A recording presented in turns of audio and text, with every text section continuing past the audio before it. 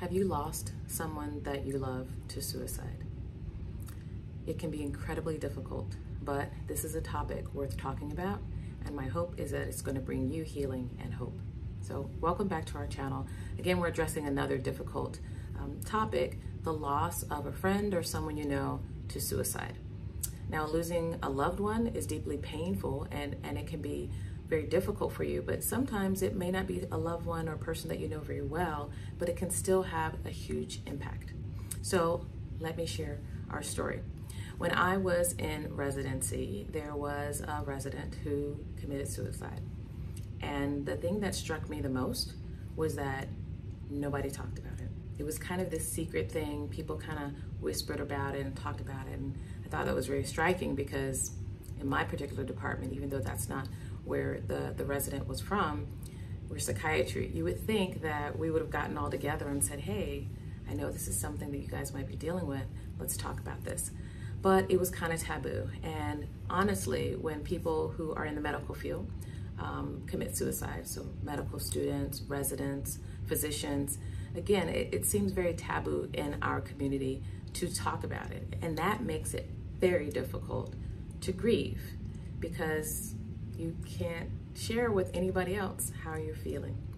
And one of the things that I noticed is that many people within my psychiatry cohort, the people that were there under me or above me in terms of grade, we noticed that people started dealing with this in very different ways, but many of them weren't the healthiest ways.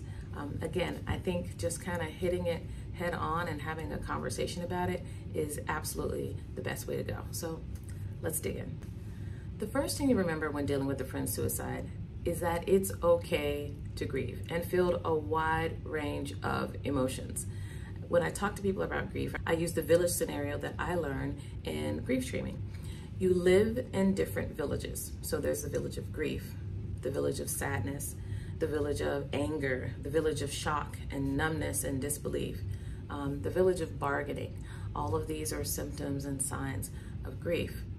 Now, acceptance is one of those, but you might find yourself moving through the different villages, and sometimes you'll stay in one village for a longer period of time than another village. And sometimes you'll go back and forth visiting between the villages, and that is all normal. It's all normal reactions. It's crucial to allow yourself to process these emotions and not suppress them.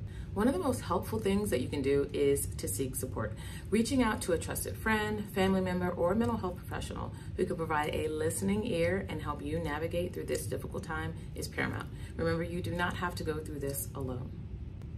Another important aspect of coping is self-care. Take the time to engage in activities that bring you comfort and solace. It could be anything from going for walks in nature, journaling, practicing mindfulness, hobbies that you really like.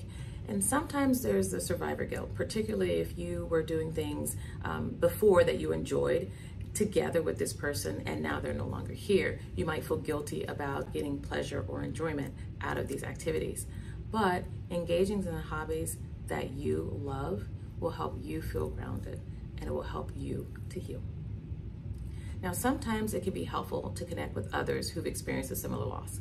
Support groups are very common. One very popular support group is Grief Share.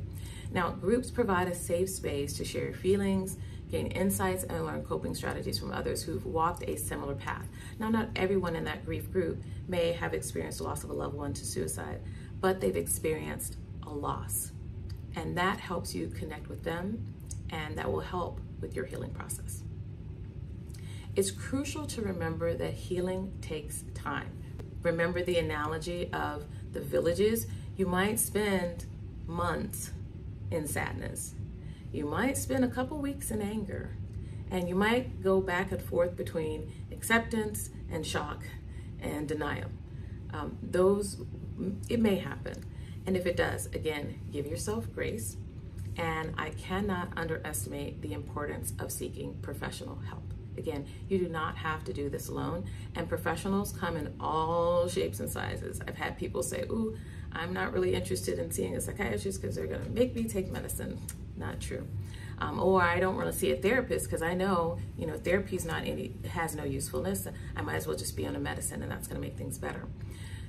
When you are getting good quality care, usually there are a variety of modalities that are used. So again, I encourage you to reach out to a health professional that can get you on the track to healing. So this has been a difficult topic. I know it's been a struggle for some folks, but I think that this is something that you need, and I would hope that you would share it with a friend or loved one who may also be in this grief process with you. As always, have a very blessed day on purpose, and we'll see you next time.